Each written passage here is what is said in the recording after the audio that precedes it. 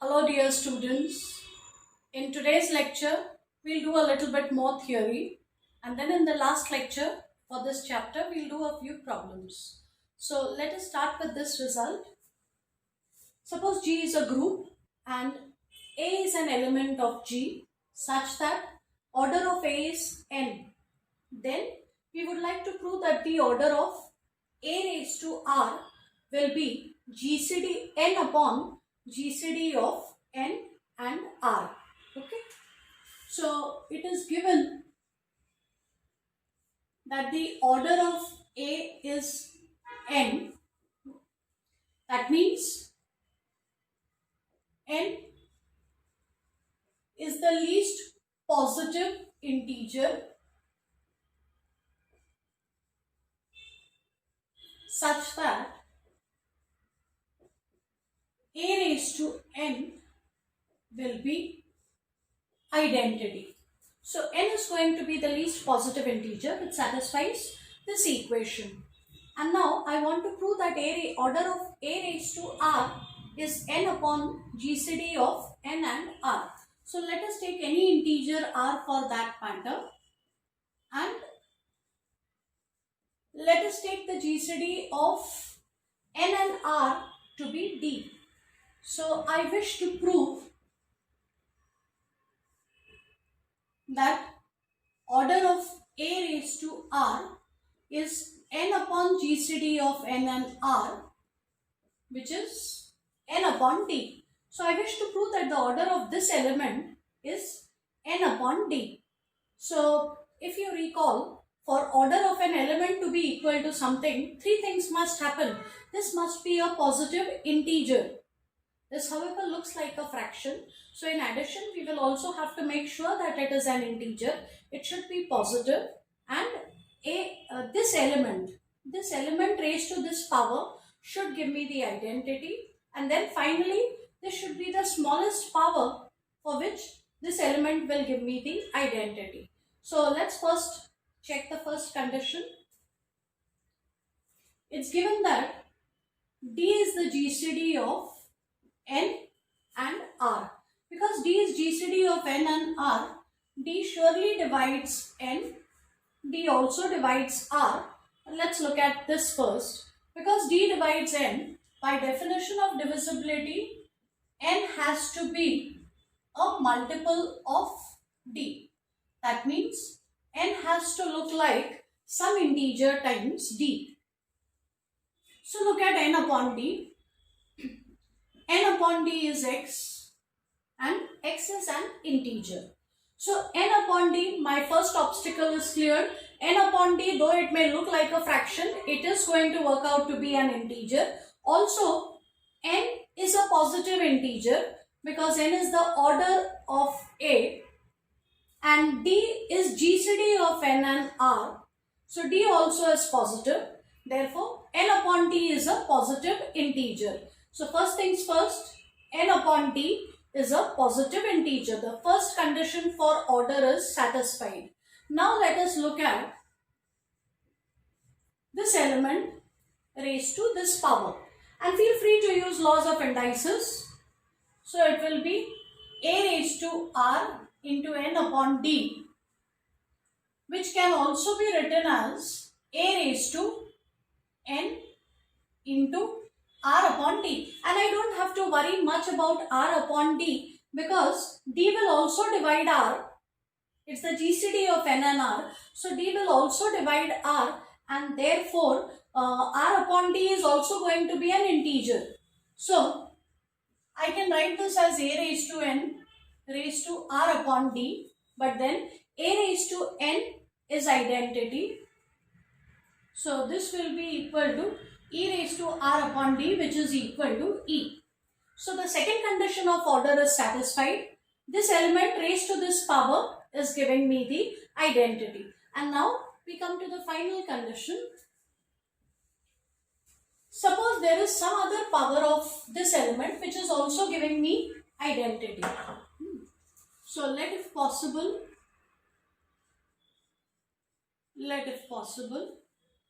some other power of this element also give me the identity.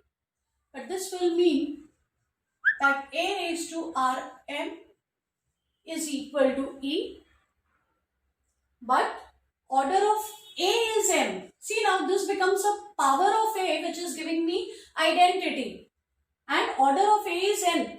Remember, in the article on order, the last theorem that we proved says that if the order of A is N, then any other power of A will be the identity, provided this power is a multiple of N. So this will mean that Rm divides N. Sorry, the other way around. The order has to be a divisor of that power, or that power has to be a multiple of the order. So N will divide Rm, and therefore N upon D, R upon D are integers. So N upon D will divide R upon D times M.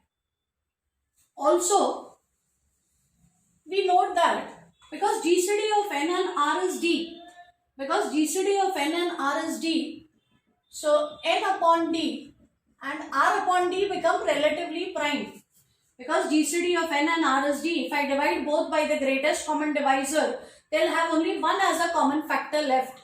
So they are relatively prime. So N upon D divides this, and therefore N upon D will have to divide M. So if any other power of A raised to R gives me identity, then this power becomes a multiple of N upon D. So N upon D is the order of A raised to R. So order of A raised to R becomes N upon D, or N upon GCD of N and R. Let's look at this. Directly was not connected with a cyclic group, but in the next result I will make use of this, and there we will tie up the result with cyclic groups. So here's the next result. Theorem 6. Let G be a cyclic group with n elements and generated by A. So I have a cyclic group of order A, which is of order n, and it is generated by A. Let's just write this down because this theorem looks quite a mouthful. So let's break it up into small steps. It is given that G is a cyclic group with A as a generator, and it is also given that the order of the group is equal to n. This is given to us. But we know by an earlier result that if G is a cyclic group generated by an element A, because G is cyclic, order of the group has to be equal to the order of the generator, and therefore the order of A will also be equal to n. So this much I can conclude from what is given. G is a cyclic group, it has n elements, that means order of G is n, generator for G is A, but because G is cyclic, order of the group has to be equal to order of the generator. Now order of A is equal to n. This will mean that n is the least positive integer such that A raised to n is equal to E. Now take any element B in G. Because G is cyclic, B will have to look like an integral power of A. So suppose specifically B looks like A raised to S. So let B equal to A raised to S. Now I invoke the previous theorem which we have just now proved. If B looks like A raised to S, then from the previous theorem I know that the order of B will have to be n upon, the only difference is in the previous theorem it was R, here it is S, that's about it, no other difference. So it will be GCD of, n upon GCD of n and S, where this D happens to be, R has been replaced by S in this theorem. So the order of this element will be n upon D, where D is the GCD of n and S. And now let us take H to be a subgroup of G such that H is generated by this element B. So suppose I take a subgroup of G which is generated by the element B, then now let's look at the statement. It says this element B should generate a cyclic group containing n upon d elements. So because H is cyclic, I once again use the result that order of the group has to be equal to order of the generator. And I have already mentioned what is the order of B. So order of the subgroup also will be n upon d, where d happens to be the GCD of n and s. That takes care of the first part of the result. So if I take a raised to s as a generator for a subgroup, then that subgroup will contain n upon d elements, where d happens to be the GCD of n and s. Now let's come to the second part of the result. The second part of the result says that if you take the subgroup generated by a raised to s, and if you take the subgroup generated by a raised to t, and if they are equal, so if the subgroup generated by a raised to s and the subgroup generated by an element a raised to t happen to be one and the same, then GCD of s and n, GCD of this power with n should be equal to the GCD of this power with n, and conversely. It's an if and only if result. So we now come to the second part of the theorem, which is stated in the if and only if form. So for the second part, I will break up the proof into two parts. So part 1. Suppose the subgroup generated by a raised to s is the same as the subgroup generated by a raised to t. Now all of this is in a with a finite backdrop. The group G is finite. So naturally all its subgroups also will be finite. So if this subgroup is the same as this subgroup, naturally the number of elements in this subgroup will be the same as the number of elements in this subgroup. So the order of this subgroup is going to be equal to the order of this subgroup. And in the previous, in the first half of the theorem, we found out how many elements are there in this subgroup, or what is the order of this subgroup. So order of this subgroup is equal to the order of this, but order of this subgroup is the GCD of n and s, and order of this subgroup is the GCD of n and t. And with a little bit of simplification, it now follows that the GCD of n with s is going to be the same as the GCD of n with t, or GCD of s with n is the same as the GCD of t with n. So one way the result follows. Now let's look at the second part. This may seem a little tricky. Suppose I have two integers s and t, for which the GCD with n is the same. So suppose I have two integers s and t, and they are giving me the same GCD with n. Let's take that GCD as d. Then I wish to prove that the subgroup generated by a raised to s is going to be the same as the subgroup generated by a raised to t. So firstly, because d is GCD of this pair, d will be a common divisor of this pair. So d will divide this, d will also divide this. Also, d is GCD for this pair, so d will be a common divisor for this pair. That means d will divide this, d will divide this. So ultimately, d divides s, d divides n, and d divides t. It divides all these numbers. And therefore, if I use definition of divisibility, I will get s equal to some integer times d. Similarly, I will get n is a multiple of d, and I will get r is a multiple of d.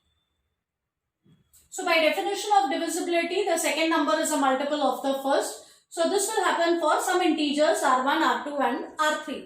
Also, let's use the GCD theorem. GCD can be written as a linear combination of these two. So also GCD can be written as some integer times the first number plus some integer times the second number. Let's call these 3 as 1, this as equation 2. Also d can be written as some integer times t plus some integer times n. So d will look like x2t plus y2n, equation 3. Let's see whatever we really need to use. Now, with all this in the background, I want to prove that the subgroup generated by this element is the same as the subgroup generated by this element. So essentially I want to prove that the two sets are equal. So what I will do is, I will take an element which lies here and I'll prove that it has to belong to this set. So I am trying to prove that this is a subset of this. So let me start with an element on the left hand side.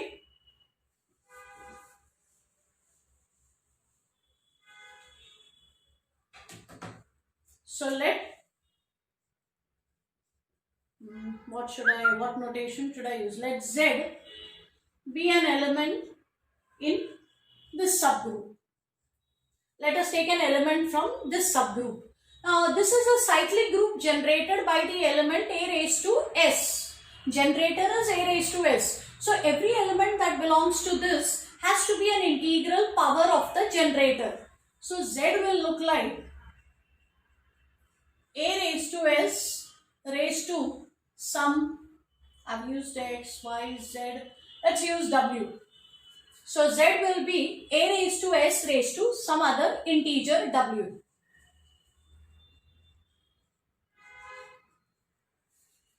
So z looks like a raised to s into w. Now let's substitute for s. S is r1 into d. So I can somehow try and bring d into the picture. So this is r1d into w. So firstly, I've managed to replace s by d, and now I go to this last equation. In place of d, let me use this. D is x2t plus y2n. So this will be a r1w into d. D is x2t plus y2n. I wanted to somehow bring t into the picture. So I make a substitution for d, and now let's use laws of indices and let's take a little bit of a shortcut. A raised to r1 w y2 n. Let's simplify. Look at the second element especially. This looks like a raised to t raised to r1 w x2 star a raised to n raised to r1 w y2. If you look at the second element, the order of a is n. Because the order of a is n, a raised to n is identity. So this element will vanish and we will be left with only the first element. So I will get, this element becomes identity. This will be a raised to t raised to some integer. That means this element z that I have now looks like an integral power of a raised to t. This element z ultimately looks like a power of a raised to t. So it will belong to this.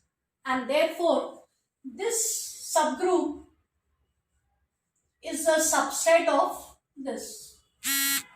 Similarly, if I start with an element in this subgroup, I first replace t by d and then I use equation 2, I will be able to prove the reverse inclusion. That means I will be able to prove that this also is a subset of this, and when two sets are subsets of each other, they have to be equal. So the subgroup generated by a raised to s will be equal to subgroup generated by a raised to t. So whenever you are looking at a cyclic group, especially if you are trying to find subgroups, if you find that two different elements have the same order, then find the subgroup generated by only one of them, because the other one is also going to give you the same subgroup, like we did in the example of Z12. We went only up to a particular stage. After that, I told you all to try out the last three elements, but those three elements will be the same, their orders will be the same as some of the elements that I had chosen previously. So they will give rise to the same subgroup. So this is how you can use it in the problems. So in the next lecture, we will finally answer the question regarding all possible generators of a cyclic group. Thank you.